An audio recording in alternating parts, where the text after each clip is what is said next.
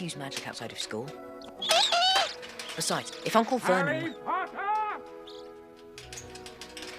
Now you've done it.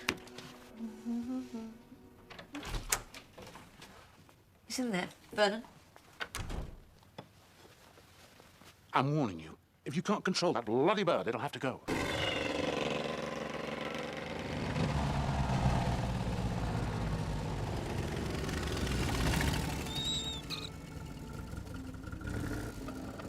Hiya, Harry.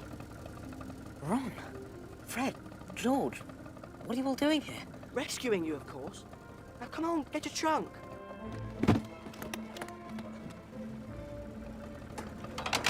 You better stand back. Let's go.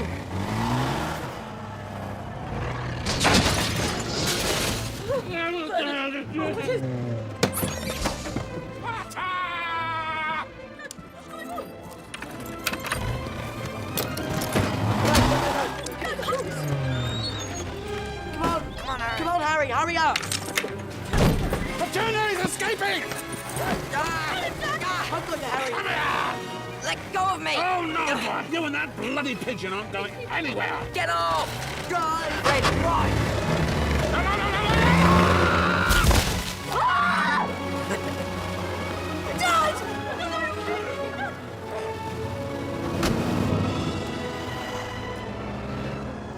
Hai semuanya, bagaimana cuplikan film sebelumnya? Bahasa Inggrisnya sangat lancar, bukan? Nah, pasti kalian ingin juga bisa lancar berbahasa Inggris dalam video tersebut. Kali ini, sebelum lancar berkomunikasi dalam bahasa Inggris, kita akan belajar tentang part of speech. Apa sih itu part of speech? Simak berikut materinya ya.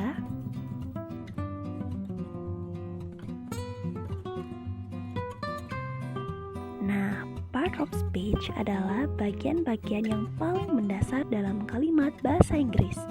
Jadi, sebelum mempelajari grammar atau berdialog, kita harus mempelajari part of speech karena hal ini adalah hal yang paling dasar yang harus kita mengerti terlebih dahulu.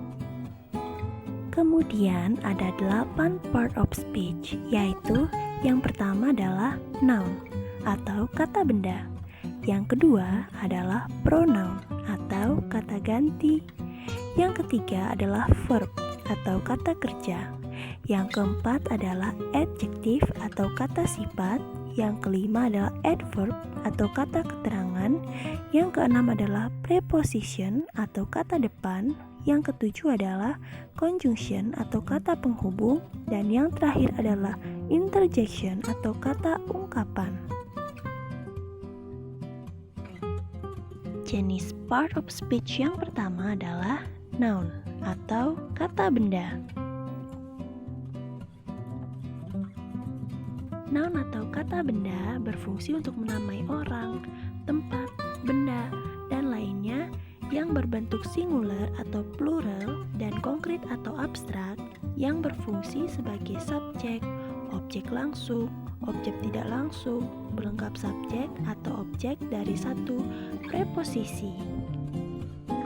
Contohnya adalah air, water, plant, grass, and flower, dan yang lainnya lagi. Example-nya adalah your biology book is on the table. Kata book di sini merupakan subjek dan table di sini merupakan keterangannya. Yang kedua, I borrow your plant. Nah, kata noun di sini bisa berfungsi sebagai objek maupun subjek. Jenis yang kedua adalah pronoun atau kata ganti.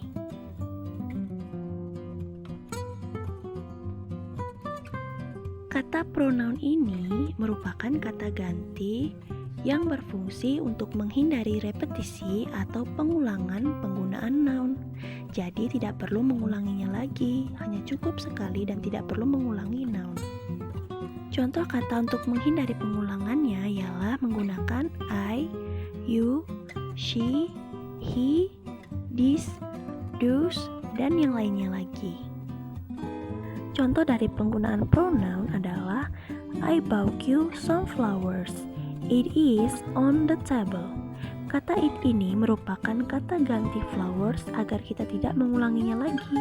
Jadi cukup tinggal bilang it is on the table. Jadi tidak perlu harus menggunakan flower is on the table.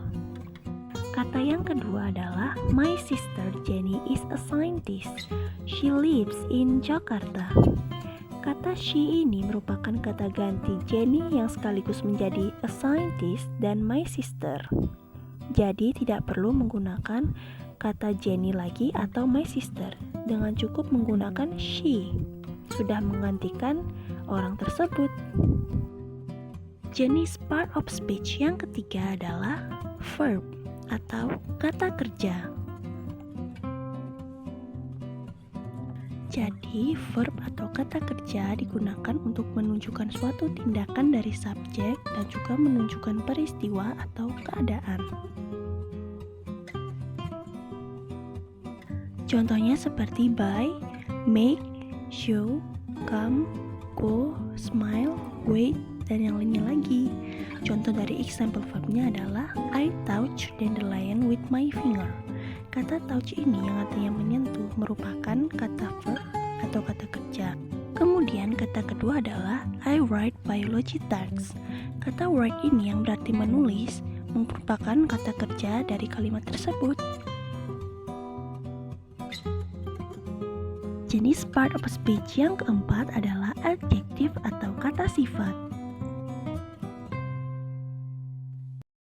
Adjektif atau kata sifat digunakan untuk menjelaskan atau menerangkan kata benda baik dalam bentuk noun atau pronoun. Example-nya adalah beautiful, good, pretty, cute, dan yang lainnya lagi. Example adjektifnya adalah sunflower is a beautiful flower. Kata beautiful ini menerangkan bahwa sunflower adalah bunga yang sangat cantik. Maka dari itu, beautiful merupakan contoh dari kata adjektif atau kata sifat.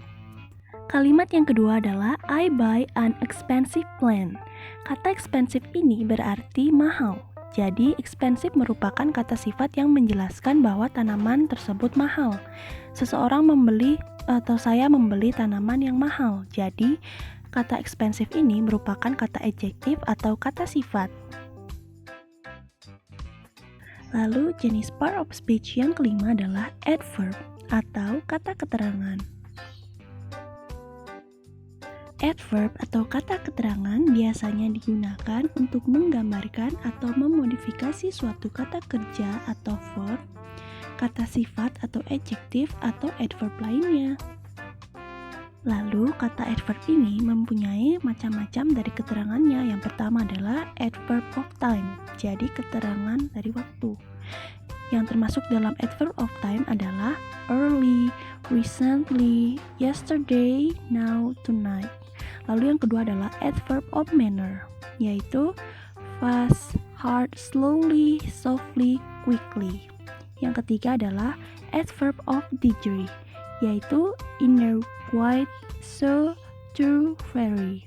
Yang keempat adalah adverb of modality, likely, maybe, perhaps, possibly, unlikely. Yang kelima adalah adverb of frequency, yaitu always, barely, daily, often, sometimes.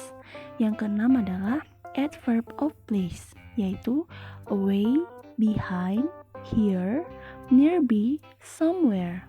Yang ketujuh adalah adverb of focus, also, even, just, mainly, dan only.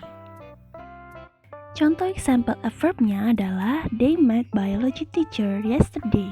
Kata yesterday ini yang berarti kemarin merupakan kata keterangan yang digunakan dalam kalimat ini. Jadi yesterday ini termasuk dalam example adverb. Jenis yang keenam adalah preposition atau kata depan.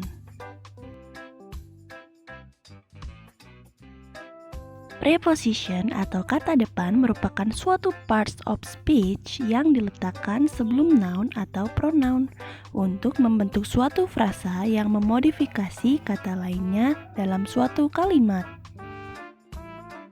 Contoh dari preposition adalah in, at, on, by, of, dan yang lainnya lagi. Contoh kalimatnya adalah I put the science book on the table.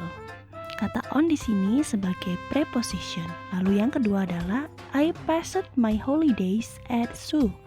Kata at ini merupakan termasuk preposition atau kata depan. Part of speech yang ketujuh adalah conjunction atau kata penghubung.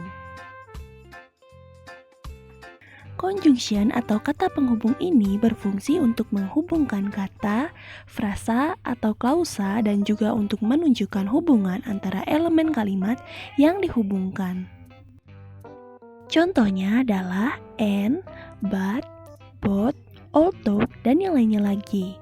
Lalu, contoh kalimat conjunctionnya adalah I like learn microbiology and English. And di sini berarti dan merupakan kata penghubung dari mikrobiologi dan English. Yang kedua adalah I love dandelion and sunflower. And di sini berarti dan menjadi kata penghubung dari dandelion dan juga sunflower. Part of speech yang terakhir adalah interjection atau kata ungkapan. Interjection atau kata ungkapan merupakan kata yang digunakan untuk mengekspresikan tingkat emosi yang berbeda. Contohnya adalah seperti oops, hooray, oi, dan bravo, dan yang lainnya lagi. Contoh example interjectionnya adalah oops, I forgot my wallet. Kata oops di sini merupakan ungkapan bahwa seseorang seperti melupakan sesuatu. Lalu yang kedua adalah hooray, today is my birthday. Kata hooray ini mengungkapkan suatu perasaan senang karena dirinya berulang tahun. Baik, itulah tadi ke-8 part of speech yang sudah kita bahas. Semoga di video ini bisa membantu teman-teman yang sedang belajar tentang part of speech. Jika ada salah kata yang kurang berkenan, saya mohon maaf. Terima kasih.